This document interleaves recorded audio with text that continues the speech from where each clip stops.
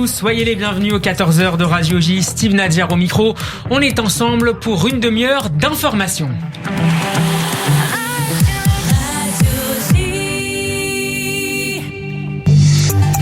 Un 14h que vous pouvez suivre sur vos téléphones et tablettes depuis les sites et applications de Radio J et en vidéo sur YouTube. Vous êtes d'ailleurs de plus en plus nombreux à le faire tous les jours et je vous en remercie. Vous pouvez également nous laisser vos commentaires sur nos pages, sur les réseaux sociaux, Facebook, Twitter et Instagram. Au sommaire de cette édition, Israël face au redémarrage du coronavirus. On parle désormais clairement dans les plus hautes sphères du pays de troisième vague. Vous verrez comment les autorités israéliennes tentent de reprendre la main pour éviter un confinement. On fera également un point sur la situation en France à quelques jours des fêtes de Hanouka puis de Noël, des moments propices au rassemblement, au sourire aussi, mais également malheureusement en contamination. Vous écouterez dans ce journal les préconisations de la présidente de la région Île-de-France, Valérie Pécresse. Également à la une, la suite du procès des attentats de janvier 2015, le direct de Jérusalem de Pascal Sunshine sur la perception israélienne de l'arrivée au pouvoir aux États-Unis de Joe Biden. Et puis à 14h16, mon invité sera le sociologue Shmuel Trigano. Il organise ce soir un nouveau colloque avec l'Institut Dialogia intitulé Où va la démocratie? Voilà pour le sommaire. Tout de suite, le premier journal de l'après-midi. Bonjour Gabriel Attal. Bonjour Steve et bonjour à tous. Alors que le taux de contamination en Israël est repassé au-dessus des 3%, le ministère de la Santé met en garde contre un troisième confinement. Le ministre de la Santé, Yoli Edelstein, a déclaré hier soir que le pays risquait un troisième confinement si les mesures adéquates n'étaient pas prises. Le ministère recommande même de fermer les magasins non essentiels, les centres commerciaux et les écoles dans les villes dites orange et rouge.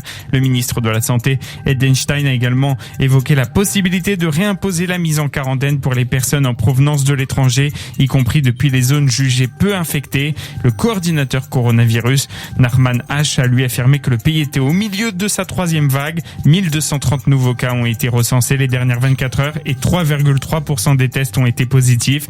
Le cabinet coronavirus doit se réunir ce soir à 19h heure locale pour discuter de nouvelles mesures et Benjamin Netanyahou a lui prévenu qu'il n'hésiterait pas à rétablir des restrictions. Le Premier ministre a souligné qu'il fallait réduire le taux de contamination. On écoute Benjamin Netanyahou. Les vaccins sont en route, mais jusqu'à ce qu'ils arrivent et après, nous devons réduire le taux d'infection pour sortir du début de la troisième vague. En France, Gabriel, la situation sanitaire est stable. Les chiffres de nouvelles contaminations stagnent à un peu plus d'une semaine de l'échéance du 15 décembre. Pour instaurer le couvre-feu et lever le confinement, il faut que le pays enregistre 5000 nouveaux cas par jour en moyenne. Or, à l'heure actuelle, les nouvelles infections tournent autour des 12 000. Les scientifiques et professeurs français s'inquiètent donc et pensent même qu'on n'atteindra pas le cap fixé par le gouvernement. Les experts craignent également l'arrivée d'une troisième vague. Pour expliquer cette stagnation des chiffres, l'entourage d'Olivier Véran, le ministre de la Santé, évoque le retour des jours froids et un possible relâchement des Français après plus d'un mois de confinement. Les autorités martèlent ainsi à nouveau de respecter les gestes barrières et les restrictions. Le directeur général de la Santé, Jérôme Salomon, s'exprimera ce soir à 18h lors d'une conférence de presse. Et la présidente de la région Île-de-France, Valérie Pécresse, a souhaité ce matin sur France Inter que tous les citoyens se fassent tester après les fêtes. Je vous propose d'écouter tout de suite justement cette intervention ce matin de Valérie Pécresse. Juste après les fêtes, je pense qu'il faudra aller se faire tester massivement. C'est-à-dire qu'il faut éviter à tout prix une troisième vague et pour ça, on aura besoin que tous les Franciliens aillent se faire tester au lendemain des fêtes parce qu'ils auront vu leurs proches et donc il faut éviter l'effet Thanksgiving. Vous savez ce qui s'est passé aux États-Unis, tous les Américains sont partis dans leur famille et ils ont déclenché une nouvelle vague de contamination. C'est pour ça que la région aujourd'hui a mis des barnums de tests dans les gares. Dans les territoires ruraux, elle fait circuler des bus et dans les grands centres commerciaux jusqu'à la fin janvier, il y aura aussi des barnums de tests. Forte actualité diplomatique aujourd'hui en France, Emmanuel Macron reçoit le président égyptien Abdel Fattah al-Sisi. La visite d'État s'est ouverte sur une cérémonie officielle d'accueil aux Invalides, suivie d'un entretien à l'Élysée avec le président français.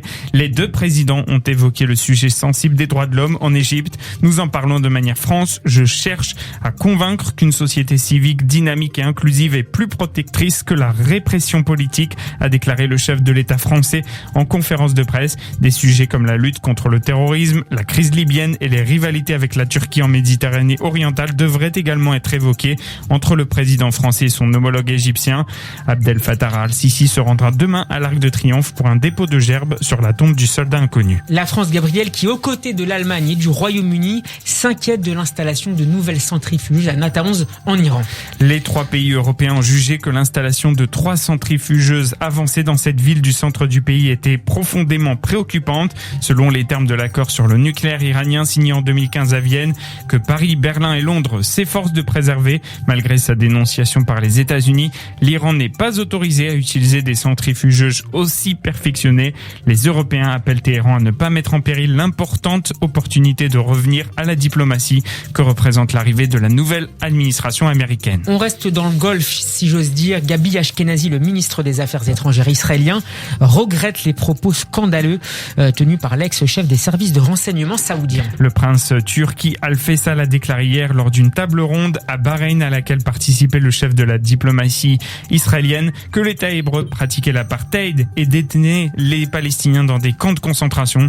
Ce prince saoudien a ajouté qu'aucune paix ne serait conclue tant qu'un État palestinien ne serait pas créé sur les lignes de 67. Sur son compte Twitter, Gabi Ashkenazi a affirmé que les fausses accusations du prince saoudien ne reflétaient pas l'état d'esprit et les changements dans la région. C'est la nouvelle attraction touristique, mais des centaines d'Israéliens ont été empêchés d'entrer aux Émirats Arabes Unis suite à un problème de visa, Gabriel. Plus de 160 citoyens ont été retenus à l'aéroport de Dubaï ce matin pendant plus de 2 heures. Le ministère des Affaires étrangères émirati a déclaré plus tard que les passagers seraient autorisés à entrer dans le pays dans les prochaines heures après avoir rempli les bons formulaires de visa en ligne à l'aéroport. Les 2 autres vols qui devaient partir ce matin pour Dubaï ont été retardés dans l'attente d'une résolution du problème. Le reste de l'actualité en Israël, avec de la sécurité, 6 gardes-frontières israéliens ont été blessés par des émeutiers arabes près de Jérusalem. Les officiers ont été attaqués par des émeutiers arabes lors d'une opération à Kalandia, la frontière nord-ouest de la capitale israélienne. Selon un porte-parole de la police des frontières, les émeutiers sur les toits ont lancé des blocs de béton et d'autres objets lourds sur les agents, mettant leur vie en danger. Pendant l'opération, 4 émeutiers arabes ont aussi été blessés selon l'autorité palestinienne. Et puis côté justice, le procès de Benyamin Netanyahou pourrait de nouveau être repoussé. En cause de possibles irrégularités dans l'acte d'accusation, le début de la phase de preuve a déjà été repoussé d'1 mois et le procès de Benyamin Netanyahou pour fraude, abus de confiance et acceptation de pots de vin s'était ouvert en mai dernier, on le rappelle. On continue à parler de justice, mais en France, cette fois, le procès dit des écoutes a repris ce matin et c'est l'ancien président Nicolas Sarkozy qui sera à la barre cet après-midi. Il est le premier à comparaître devant un tribunal sous la Ve République, le premier président. Seul Jacques Chirac a été jugé et condamné en 2011 dans l'affaire des emplois fictifs de la ville de Paris, mais sans être déplacé à l'audience pour des raisons de santé. Dénonçant des infamies il y a une semaine, Nicolas Sarkozy a répété 2 jours plus tard vouloir la vérité et assuré qu'il répondrait à toutes les questions. Près de 7 ans après la révélation de cette affaire, au cœur de laquelle se trouve la notion de secret. Journée importante au procès des attentats de janvier 2015. On rejoint en direct du tribunal de Paris Michel Zarbi. Bonjour Michel. Bonjour à tous. Le réquisitoire de l'avocate générale a démarré ce matin. Il y a des procès plus que d'autres qui font trembler la voix, qui font que le cœur se serre, des témoignages qui nous font écraser des larmes derrière un masque. Ce sont les mots, Michel, prononcés tout à l'heure par l'avocate générale Julie Holweck. Oui, Julie Holweck, justement, vous l'avez dit, Steve a prononcé ces mots d'emblée en préambule, parlant encore de cette odeur de sang et de poudre qu'il reste à l'évocation de cette affaire terrible, un événement unique, et c'est en ce sens que les faits sont historiques. Le procès le sera peut-être en rendant la justice. Ce matin, ce qui s'est passé, c'est sans doute pour aller au cœur du sujet, c'est que en l'occurrence, la juge, l'avocate générale a, excusez-moi un instant, voilà, nous sommes en direct avec vous. Absolument. Voilà, ne vous inquiétez pas. Oui, donc la juge, le réquisitoire s'est porté sur ces questions de circonstances aggravantes de l'antisémitisme.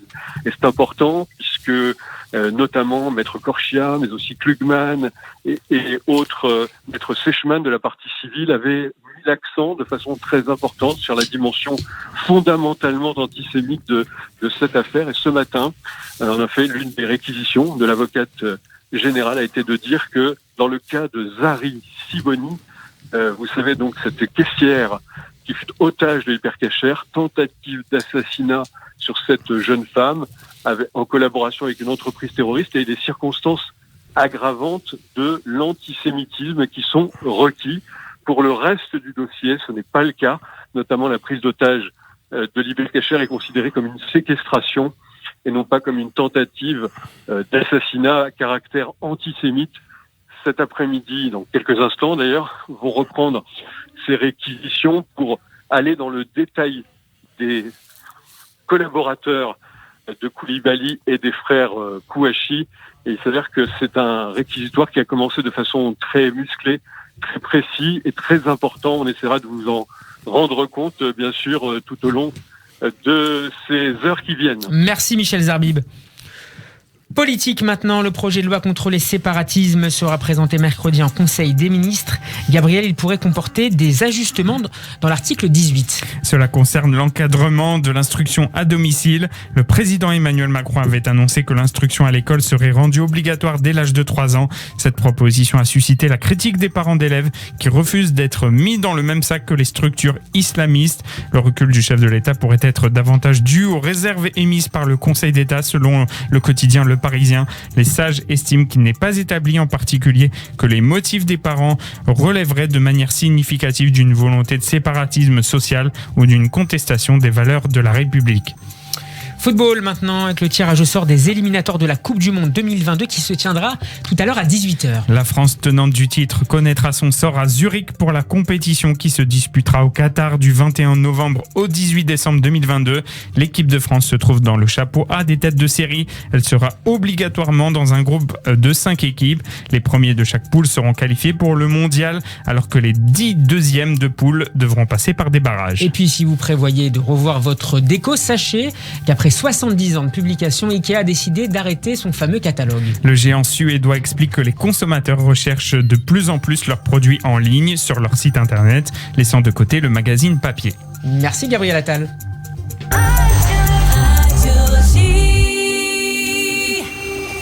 On s'envole maintenant vers Jérusalem. Bonjour Pascal Sunshine. Bonjour Steve Nadjar. Vous êtes notre correspondante permanente en Israël. Pascal, un peu plus de 40 jours nous séparent désormais de l'entrée en fonction de Joe Biden à la présidence des États-Unis. Et un nouveau sondage paru ce matin en Israël nous renseigne sur l'enthousiasme mesuré de la population israélienne. Oui, d'après une enquête réalisée par l'Institut pour la démocratie en Israël, qui effectue régulièrement des sondages justement sur l'état de l'humeur de l'opinion israélienne, a constaté que 3/4 des Israéliens craignent dans une certaine mesure le changement d'administration aux États-Unis, estimant que Joe Biden serait moins amical à l'égard d'Israël que ne l'a été son prédécesseur Donald Trump, et que le nouveau président démocrate serait moins soucieux de la sécurité d'Israël dans l'établissement de ses priorités diplomatiques, serait moins soucieux de la sécurité d'Israël selon 47% des Israéliens interrogés. Donc effectivement, on discerne une certaine préoccupation de l'opinion israélienne à quelques semaines, vous l'avez dit, de l'investiture du nouveau président démocrate américain. Pascal, qu'est-ce qui pourrait faire changer d'opinion les Israéliens dans les prochains mois à l'égard du nouveau président américain ? D'abord, il faut bien voir que si l'opinion israélienne se montre si favorable à Donald Trump, c'est évidemment au vu de son bilan particulièrement pro-israélien et quasiment sans précédent pour une administration américaine.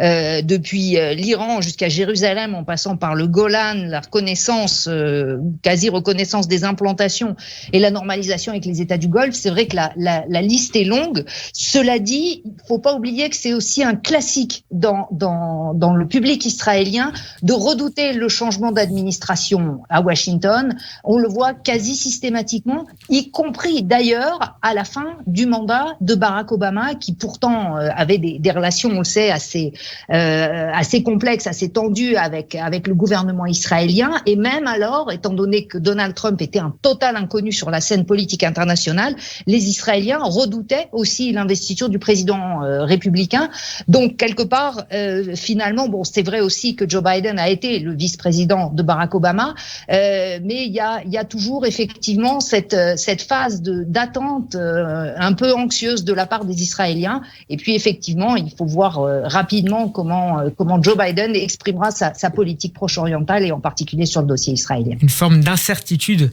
qui doit finalement assez traditionnelle. Merci beaucoup Pascal Zonshine et à demain pour un nouveau direct de Jérusalem. Bon appétit. On va marquer maintenant une pause, mais on se retrouve dans un instant pour la suite de ce 14h. Nous serons en compagnie du sociologue Shmuel Trigano pour parler de l'avenir de la démocratie, notamment en Israël, à l'occasion d'un nouveau colloque qui aura lieu en fin de journée tout à l'heure. Restez avec nous, vous êtes bien sur Radio J. À tout de suite. Dans le Tarn-et-Garonne, il y aura une advection en confluence. Non, pardon Judith, mais vous ne pouvez pas faire ça. Je veux dire, c'est pas ce qu'on attend de vous, quoi. Ah bon? Bah non. Allez, j'ai envie de dire, pour être franche, ça m'arrange parce que je comprenais pas un mot de ce que je racontais. Moi, je vous parle de la cagoule. Tout le monde se moquait de toi, que t'avais les joues en sang, que dès que tu tournais la tête, tu te retrouvais dans le noir et tu te mangeais des murs. Monsieur Macron, vous n'avez pas fini d'avoir des ennuis avec moi. Je sais pas très bien ce que je pense de mon accent turc, mais enfin, il est comme ça, voilà. Alors, est-ce que quelqu'un a prévenu le monsieur qu'il est président d'un pays? Quelqu'un sait comment on dit diplomatie en turc? Salut à tous, c'est Judith Mergui. Je vous retrouve tous les matins à 7h40 dans la matinale de Radio J. Depuis des années, les institutions Yad Mordechai sont partie intégrante du paysage juif de France. Cette année, Yad Mordechai garde sa raison d'être, l'authenticité du judaïsme, l'étude de la Torah. Dès à présent, prenez votre billet du gala 5781 en ligne sur gala.yadmordechai.com. Un cadeau prestigieux vous attend pour chaque billet de gala. Tirage du Sefer Torah le 15 décembre. Participez au gala virtuel exceptionnel de Yad Mordechai, c'est amener sur soi les myriades de bénédiction et la protection réservée à ceux qui soutiennent la Torah. Gala.yadmordechai.com. Serfa en retour.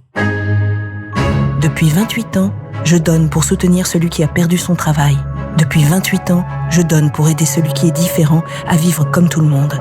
Depuis 28 ans, je donne pour que le monde moderne n'isole pas nos anciens. Depuis 28 ans, la campagne pour la Tzedaka est la grande manifestation de solidarité de l'année. Alors aujourd'hui, parce que tout a changé, rien ne doit changer. Aujourd'hui, plus que jamais, je donne. Faites votre don maintenant sur tzedaka.fr. Message d'Éric de Rothschild. Chers amis, je m'adresse à vous en tant que président de la Fondation Kazip Kojazor, qui est exemplaire pendant cette période difficile, apportant un soutien fort, humain et efficace à ceux durement frappés par la pandémie, doublant et plus son activité. Réservez généreusement votre don au Kazip Kojazor, qui saura en faire bénéficier tous ceux que nous aidons. Faites-le avant le 31 décembre et vous profiterez d'une déduction fiscale importante. Faites-nous confiance. Votre don sera très utile. Fondation Kazip Kojazor, 8 rue de Palikao, Paris 20e. 01 49 23 71 40 et paiement sécurisé sur kazip.fr. Reçu Serfa par email en retour. Merci d'avance. Patricia Citruc, directrice générale de l'OSE. Enfants, adolescents, adultes en situation de handicap ou de polyhandicap, survivants de la Shoah, familles et aidants, nous continuons d'apporter durant cette période difficile des réponses concrètes à tous ceux qui font appel à nous. Chaque jour, l'OSE agit pour vous, pour eux. Chaque don sera une action de plus au service des plus fragiles. Merci. Pour les enfants, les handicapés, les anciens de l'OSE, vous aussi, faites un don à l'OSE.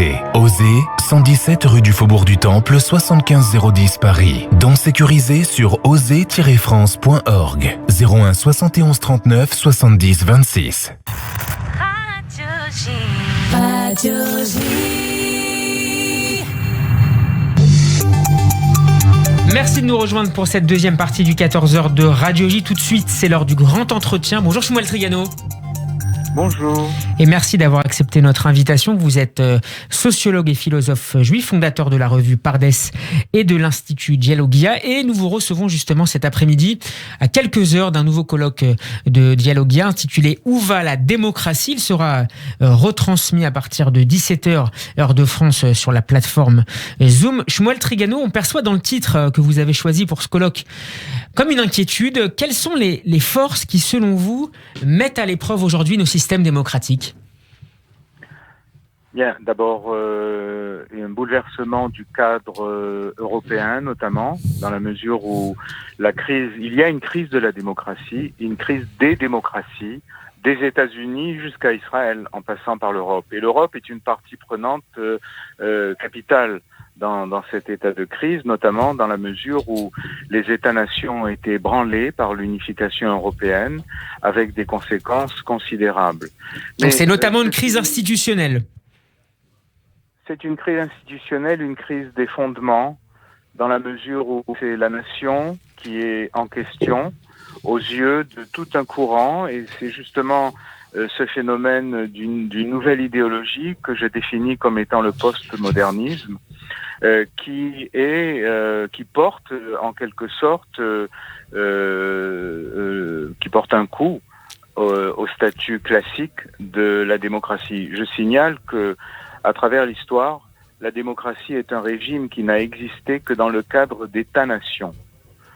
Dès qu'on sort des États-nations, le modèle démocratique est en crise. Ça ne veut pas dire que les acteurs sociaux n'invoquent pas tous la démocratie. Prenons le cas d'Israël, par exemple. Tout le monde s'invective au nom de la démocratie. Mais je ne suis pas sûr que les différentes parties en lice aient la même compréhension de la notion de démocratie. Il y a en effet dans la démocratie une ambivalence. C'est un idéal sans fin, un idéal infini, mais c'est aussi un régime, et un régime politique spécifique, la démocratie représentative. Et donc à partir de là, si vous voulez, j'ai tenté de brosser rapidement le paysage dans lequel on se demande où va l'univers démocratique et notamment toutes les démocraties occidentales. Et j'aimerais rebondir, Shmuel Trégagneux, sur ce dernier point. Dans la présentation de ce colloque, vous écrivez que l'on assiste aujourd'hui à une forme de fourvoiement sur le plan politique. Je vous cite: le peuple est ravalé au populisme et la majorité parlementaire au fascisme. Arrêtons-nous, si vous le voulez bien, sur ce premier constat. Dans le cas israélien, estimez-vous que l'opinion du peuple, qui s'exprime en particulier dans les urnes, est malmenée? Écoutez, regardez les sondages et la réalité. Il y a une manifestation permanente depuis plusieurs mois, notamment tous les samedis soirs, contre le gouvernement, contre la personne même de Netanyahou. Et regardez les sondages. Une majorité n'est pas dans ce cadre-là. Ceux qui manifestent en appellent à la démocratie. Mais c'est quoi la démocratie? C'est celle des urnes ou celle de la rue? Et donc, la même situation en France. Et donc, si vous voulez, ceux qui occupent les écrans et les médias ne correspondent pas forcément à l'opinion fondamentale. Si la démocratie ne fonctionne plus par le biais des élections, on se demande ce que c'est. Le pouvoir médiatique est aujourd'hui plus puissant que le pouvoir des urnes? Écoutez, oui, moi j'ai publié un livre en 2012 qui s'appelait La nouvelle idéologie dominante, le postmodernisme, chez Herman.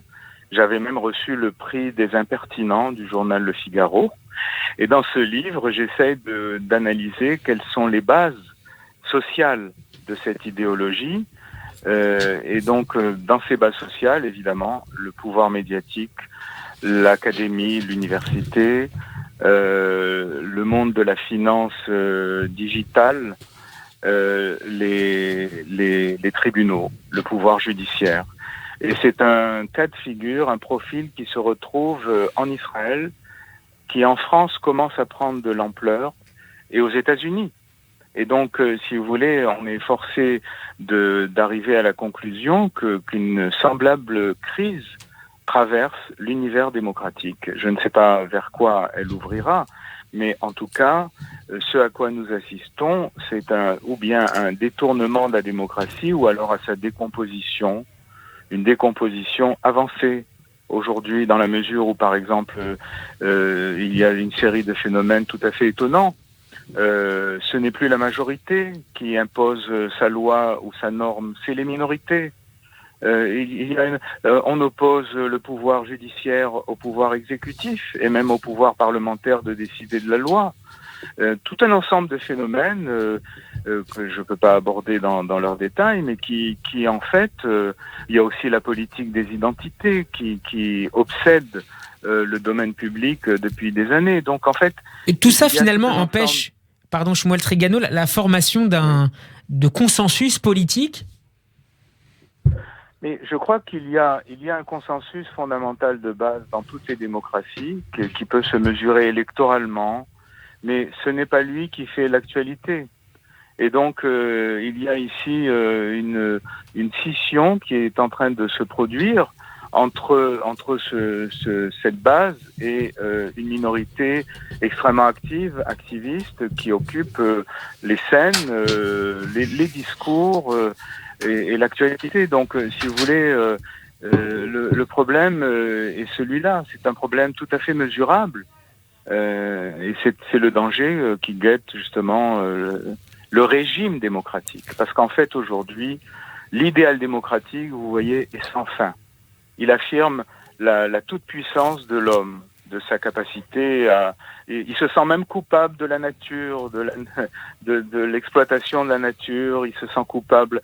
C'est une manifestation de puissance, de toute puissance, de se croire responsable de tout. Il est même question aujourd'hui dans le débat de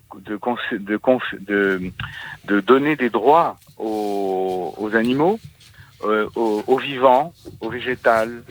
Il y a énormément, c'est l'antispécisme, que les grands singes doivent avoir une déclaration des droits, etc. Et en même temps, en élargissant l'humanisation du monde, qui est une attitude de toute puissance, il y a des questions qui restent sans solution sur le plan humain. Donc en fait, le problème est très très très défini. On peut aujourd'hui repérer les variables de tout ce discours et de cette évolution sans qu'on puisse savoir quel en sera l'aboutissement pour l'instant. Une dernière question ensemble, Shmuel Trigano. Le philosophe Ronen Chauval prendra la parole à la fin de ce colloque tout à l'heure pour une réflexion sur les rapports entre la tradition moderne et l'héritage politique du judaïsme. Que peut nous apporter la pensée juive dans ce moment de crise démocratique ?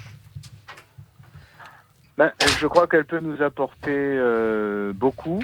Il reste encore à la mettre en œuvre, à la formaliser, parce que ce ne sont pas des livres qui sont sur une étagère qu'on peut prendre et ouvrir avec des solutions toutes faites. C'est tout un travail, parce que en Israël, ce travail a une signification supplémentaire, dans la mesure où l'État d'Israël était censé être un État juif, tout en étant un État fondé sur la citoyenneté pour les non-juifs. Mais si vous voulez, nous ne savons toujours pas exactement quelle est la nature et la portée de cette dimension-là qui reste à creuser. C'était le seul auteur, le seul intervenant qui s'est proposé d'aborder cette discussion.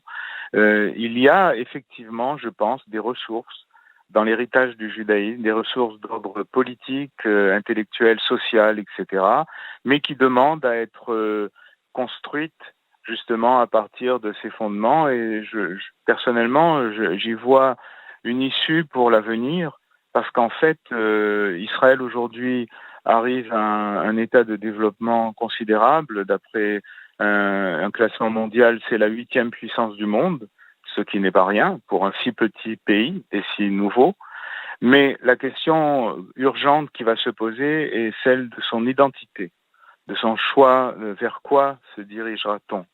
Et je crois que là, peut-être que l'on pourra retrouver cet héritage-là. En tout cas, ça, c'est mon espérance à moi personnellement. Merci beaucoup, Shmuel Trigano, d'avoir été mon invité cet après-midi. Je rappelle que ce colloque Où va la démocratie démarra tout à l'heure sur la plateforme Zoom à 17h de France et jusqu'à 21h. Et on peut évidemment vous retrouver par ailleurs dans la matinale de Radio J présentée par Ilana Ferradian. À très bientôt, Shmuel.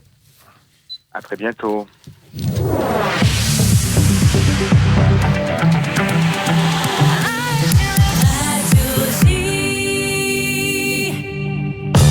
Un mot maintenant sur le programme de la soirée chez nos amis et partenaires de Judaïque FM. Le lundi soir, désormais, vous le savez, c'est Classico, l'émission 100% foot que j'ai le plaisir d'animer autour de ma bande d'experts. Au menu ce soir, la bataille pour le podium en Ligue 1. On se demandera si Lille, Lyon et Marseille peuvent aller titiller le Paris Saint-Germain. On fera également le point sur le mercato d'hiver avec cet appel du pied de Neymar à son ancien coéquipier Messi, sur la violence et le racisme dans dans le football et sur le tirage au sort des éliminatoires de la Coupe du Monde 2022 au Qatar. Deux invités seront avec nous dans cette émission que vous pouvez également suivre en vidéo sur YouTube. Mathieu Faure, journaliste sportif à SoFoot et Nice Matin. Et puis Patrick Caram, vice-président du Conseil régional d'Île-de-France, chargé notamment des sports et des loisirs et co-auteur du livre noir du sport avec Magali Lacroix. Je vous donne rendez-vous à 21h dans Classico à suivre sur nos sites et applications.